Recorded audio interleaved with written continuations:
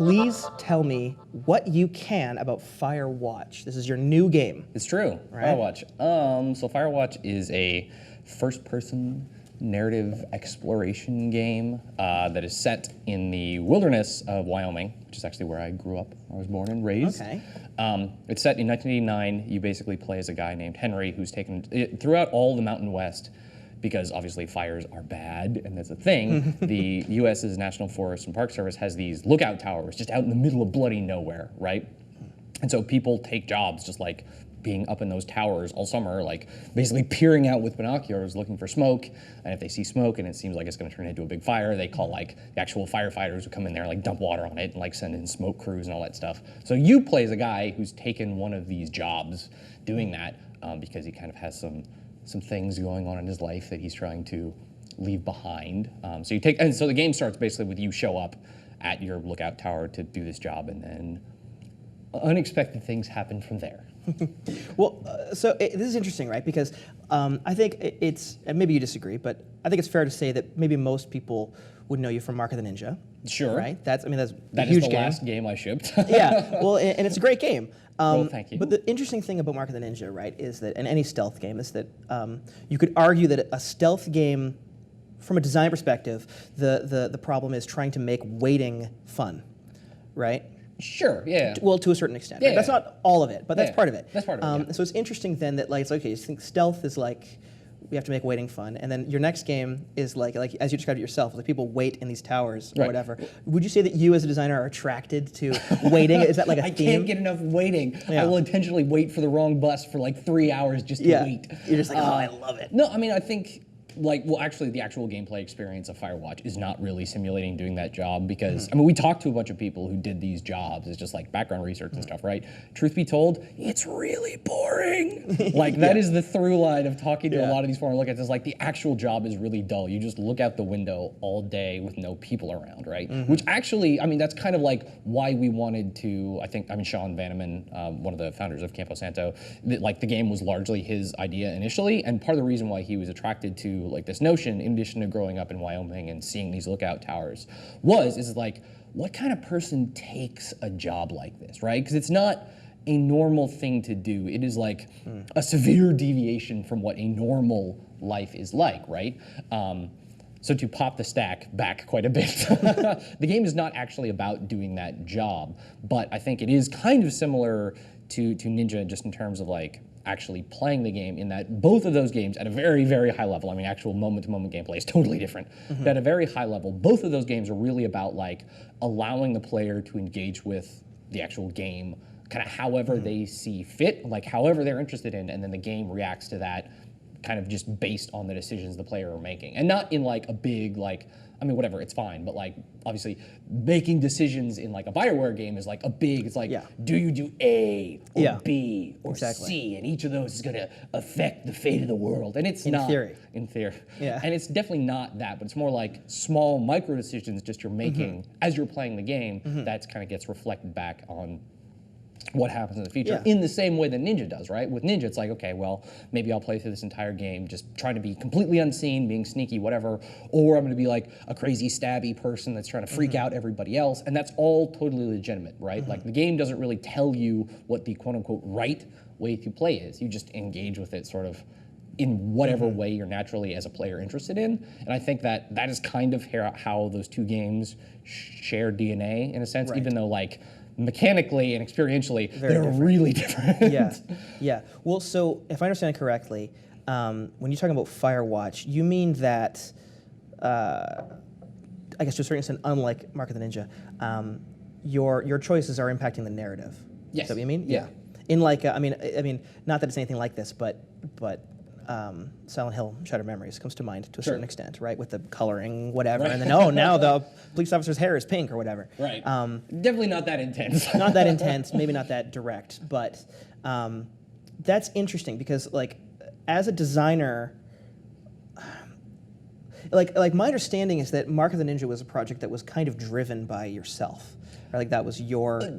I mean, not diminishing the contributions of the other people on the team. Yeah, I mean, like, it was obviously very collaborative, but from the outset, it was definitely the case that what I wanted to do, and what everybody else was on board for as well, is take a game that take a style of game that is something like akin to Thief or more contemporarily Dishonored or whatever, that are like really, really about high player agency. Like, I think in general, as far as like especially action adventure type like games where you were controlling a single avatar moving around a screen, right? Like most of those games, the way you engage with them is all very reactive, right? Like you walk over some trigger, okay, the game spawns some more enemies, they know exactly where you are, they come and they try to shoot you. Like, you know, an Uncharted or whatever is like the canonical example of that, where it's like, as you're playing the game, you're more or less doing it the way the designer imagined. And that's fine, like that's totally awesome, legitimate, like those games are great, but I think that it's kind of like a spectrum there, right? Where at the end it's like it's very much like designer centric. You're basically engaging with the game the way it was imagined by the people who created it, and then on the other side you have like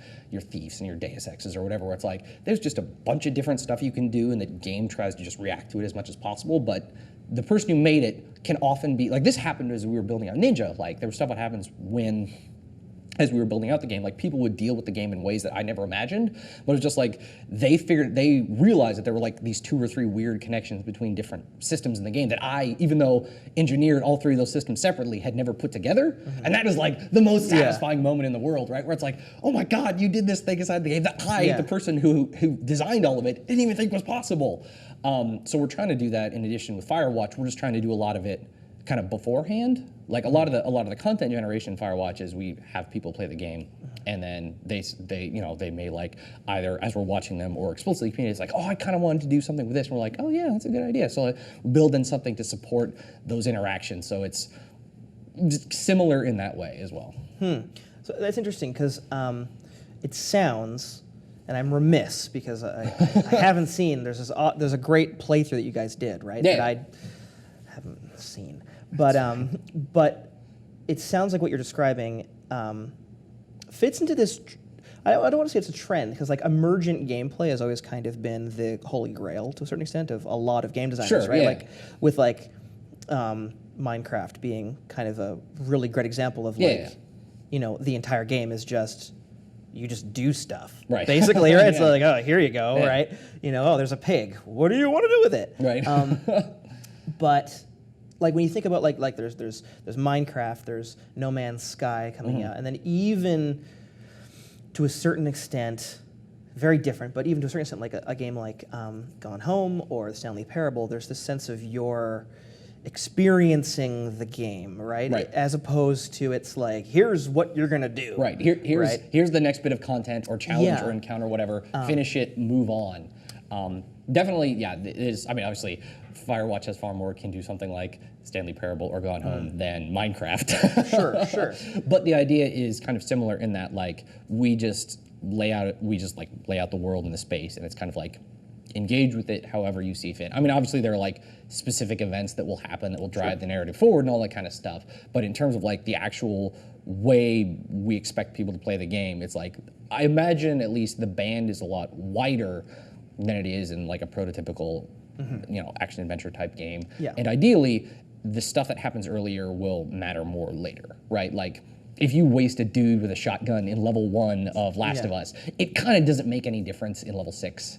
And ideally with this, it's like trying to just have those kind of the ripples in the pond of what happens just spread out like a little bit further. Consequences or you know. I mean, again, it's not some crazy giant BioWare like you can kill this person in hour 1 and then in hour 10 is told. It's not that kind of stuff, right? It sounds less structured in a certain sense. Yeah. From the player's perspective, I'm sure it's very structured, right? But like structured in the sense of like it's not this canonized, like, here's the point where you make a decision. Right. And then, now that's over, let's continue with the game or whatever, right? It's like, no, you are making decisions even when you're not fully aware that you are, right? The way that you interact with whatever. And I mean, like an early kind of rudimentary, well, I shouldn't say rudimentary, I mean, I didn't make it, but a kind of rudimentary example would be like the little sisters in BioShock. Like, you might not realize how that's going to impact you. Sure, in the moment, right? I mean, obviously it's a little bit more binary, but it's like it's completely binary. But but in a sense, like when you first start, like you might not realize that, like, what the implications are down the road. You lose, right? There's a quality in some of the old Sierra games like that too. Not King's Quest, Quest for Glory. Yeah, yeah. I never played them, but apparently they definitely had that. Neither did I just nodded. But yeah, they yeah, had that yeah. character running through them a lot. And that's definitely like, again, at a very, very like high genetic DNA design level, that's kind of the same feeling where it's like I said, it's about like engage with the game however you see fit, and then we as the people who are building it are just kind of allow that to exist, and we'll kind of feed that stuff back into itself. It's just, in this case, the actual content and the way you do it is completely bloody different. Yeah. Well, so do you think that, because again, I mean, this seems to me like there's more and more games coming out that are playing in this space, right? Yeah. Do you think it's a technological reason, like why this is kind of the thing to do? Or? I mean, it's probably less about technology because, especially like, we're not pushing the bounds of the tech here per se. I mean, part of it is just like accessibility of technology in that like we're using Unity, like most small developers. you are? Oh, okay. Oh yeah, I mean most small developers Yeah, making a 3D game are using Unity, right? Like Absolutely. at this point, you don't want to be rolling your own tech, and stuff like Unreal or whatever has some complexities to it. So the fact that a relatively like, even 5 years ago, a team of basically 10 people couldn't make like a 3D world that loads all its content through streaming and et cetera, right? Like the tech there just didn't exist unless you could like write a check for $1 or $2 million to Epic or whatever, right? But now, because the tech, it's not that the technological demands are more sophisticated, it's just that the technology is more accessible and cheaper. So that enables games that are themselves not technically complicated to scale down to a small team very easily.